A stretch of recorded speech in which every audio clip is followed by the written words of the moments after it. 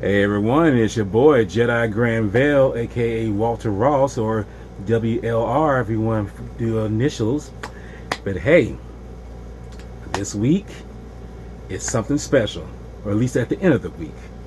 And in case these two kaijus don't make it apparent to you, well, come this Friday, the 17th, will be the official anniversary of the 50th anniversary pretty much, of the release of the famous or infamous Godzilla film that was pretty much what it is, Godzilla versus Megalon.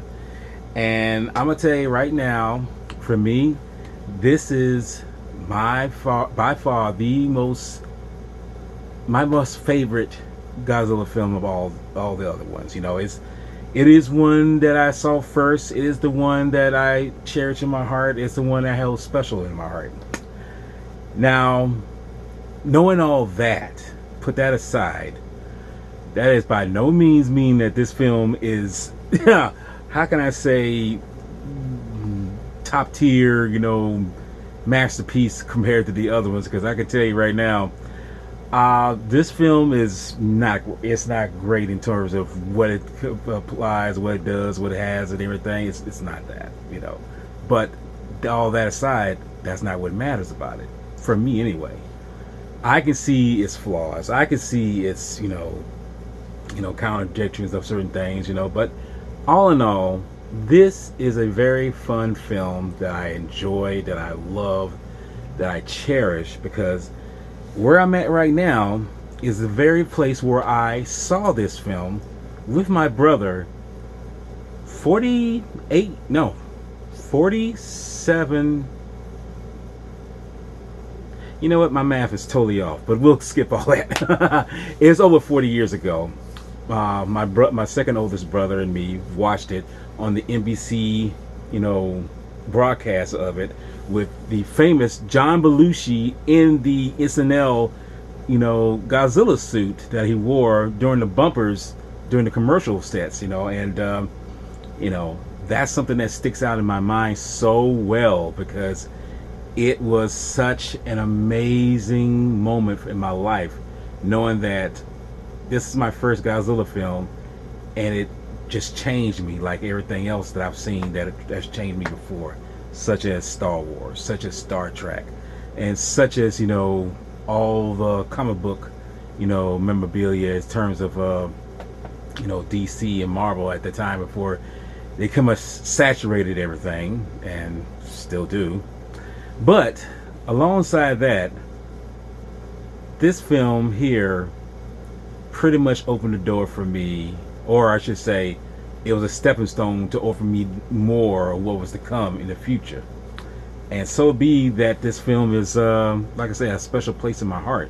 It very much is, And I always say, I say that I didn't feel it was number one in terms of my favorite, but as I psychoanalyze it again, no, it is my favorite.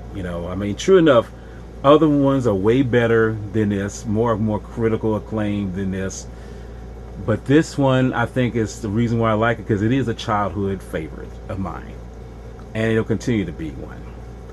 It's not something that I take lightly. It's something that I take greatly to heart, and it's a film that has such great moments. It's probably one of the few films where you have a multiple wrestling match tag team going on, and I think that's only because it's for the kids, because at the time when this film was released, everything and anything was pushing more towards the children of the time rather than the adults. And there's moments of adult themes in certain Godzilla films or Tokusatsu films, and this one in particular had a few things that were adult, such as the famous centerfolds, Playboy centerfolds in the driver's truck, in the cab of them. It's like, wow, that's actually right there, centerfolds, clear as day. And also, there's a multitude of scenes where it had to be cut for viewing because there's a shot where one of the Seatopians gets crushed by a rock. That was totally edited out for television.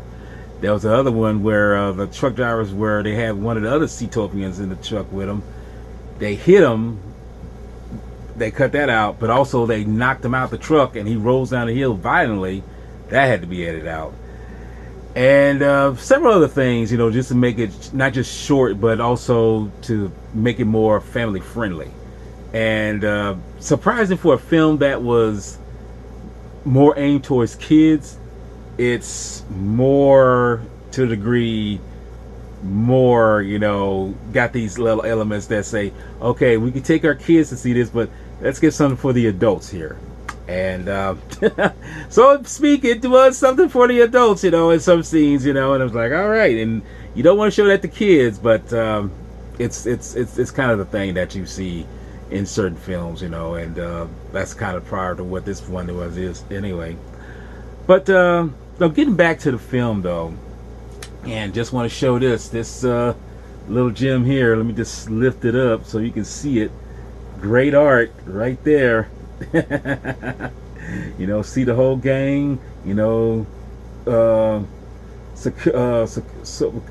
names of the human characters, Goro, Hoshiro, and Roxanne. But no, getting back to this film here, it's amazing how it's aged fairly well, considering that it has more to it than just something of the man in the suit or some cheap effects. And at the time when this film came out too, the budgets for the Toho films at that time, especially these special effects ones, they were getting low. They were getting, very, they didn't have the money as much as they did, whatever they spent back in the late 50s, late 60s, they couldn't compare to those, because those films had much grander, bolder effects, and it was just such more, to it than that, and it's like, that's the sad part of how things have to be. But honestly, I feel like whatever they pulled off with the supervisor, Tirosho Nakano, he was able to pull off what little he had. And honestly, I think that's always been with Japanese effects films, especially at that time. They took what little they had and made it even grander than what it was. And for instance, the scene where the dam bursts, that was pretty much the biggest set piece that they had. That was pretty much where I could say either most of or just about the money for that certain scene, because it was so, dramatic, so impressive to me. It was, even when I saw it at age 6, it was very impressive, but even now it's very impressive, even for a 50-year-old, over 50-year-old. And it still holds somewhere in my heart, because when you see Megalon burst through that thing, it's like, damn, that was pretty awesome there, that was pretty cool. But no, the simple fact is that it is a film where the effects, some of them might be lacking. You could tell they were made for television more likely, but it still has a great effect, it has a great effect of what it does, and I feel that's the thing about this film. It's so special about that. But no, this film is it's so infamous in what it does in certain things, and it's funny how it still holds up with that scrutiny, that it's still kind of backwards crazy with certain scenes, like the famous Godzilla drop kick that he does, and I'm just like, how does that work, how does that go about, and it's crazy how that is thing, and I'm just glad that when I got to see it on the time when it came out, because on the television, because after that broadcast, no clips of John Belushi in the Godzilla suit is anywhere. It's like that shit, that footage is lost forever. It's not there anymore. And I've tried to find it online, but it's like only few frames of him where he's bursting through the screen and everything, and that's about it. So it's just crazy, you know. But hey, it is what it is, you know. And I guess maybe the thing is, I'm glad I got to experience that, you know, 40 some odd years. I mean, no, 46 odd years ago, you know. And it's just still, like I say, still holds in my heart, you know, to this day. But hey, as I say again, it is what it is, you know. But getting back to the film, though, the film is an incredible mixture of what it is, you know. And the one thing that I'm pretty sure people have said is time and time again, they that's the thing, I never noticed it when I was younger, but when you get older you realize, where are all the women at? Where are all the females at here there, man? Where are the strong female characters that we usually see, you know? But at the time I didn't realize, you know. But if you think about it, Godzilla versus Megalon is pretty much a boys only club situation scenario, you know. It's weird as it is, even though you do see some females in the film, but they're background, you know, the background effect characters, you know. That's what they're there for, that effect, being in the background. That's it, nothing more, nothing less. It's kind of trippy because, you know, you look back at that, it's like they were able to pull this off, the film, but without any female, you know, entanglement in terms of into the story, because it wasn't necessary. I guess it really wasn't necessary. All you got to do is the point of the plot was focus on what the plot is, which is the Seatopians are fighting back because surface world is threatening their homeland, and it's like, okay, we ain't gonna take it. They ain't gonna stand for this no more. We're gonna do something about this, and they do. You know, I mean, yeah, they're gonna commit murder. They're gonna commit, you know, much devastation. But and someone brought out in the commentary by Steve Rifle and the other guy, you know, who's a philosopher. I say philosopher, an author on Godzilla, everything kaiju. He pretty much was saying, you know, no, I think it was Steve Rifle who said it, you know, that they were, the surface world, at least Godzilla and Jet Jaguar, yeah, they were doing what they were doing, you know, the right, whatever they're doing, but they were more in the wrong. It's almost like the Seatopians were like Thanos, as I like to say. The Seatopians were in the mind of Thanos, where they were justifying what they were doing and they were executing what they were doing, and that only made them what they were and are and doing what they're doing. You know, as crazy as that sounds, that's what they were doing. And I feel that might be true along that lines, you know.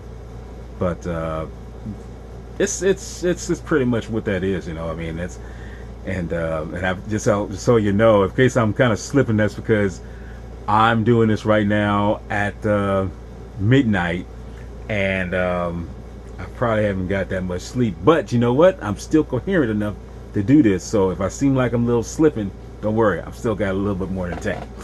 Anyway, yeah, the film is what it is, and I keep saying that, but let me skip up to something else. Yeah, I think it's more Thanos related, because the Seatopians are doing justice because they feel they're justified in what they're doing, because their homeland is being bombarded by nuclear testings, and that's causing more harm than good.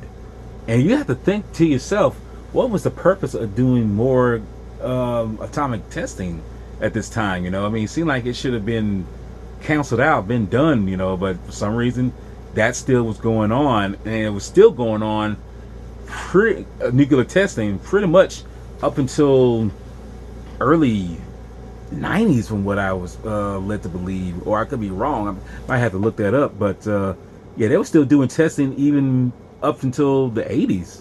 As crazy as that sounds, you know, you think that, but it was underground though. That's the thing. It was underground. That's what this was. It was underground. And it does bring out, even though this is a silly film, it does bring out some real world meta that you realize that it's effective in that sense, that these things were happening around that time, and you do something underground, it's going to cause a shift in whatever, you know. And Seatopians are just being justified in what they're doing. So, but aside from all that, aside from all the political aspect of this film, you know, let's get to the fun stuff. The fun stuff. Godzilla, Megalon, or I should say the introduction of Megalon and the introduction of Jet Jaguar along with Gigan. And let me just say, I never thought I was a big lover of the robot man, but turns out I loved him more than I thought I did. You know, he's a lot more fun than I ever imagined.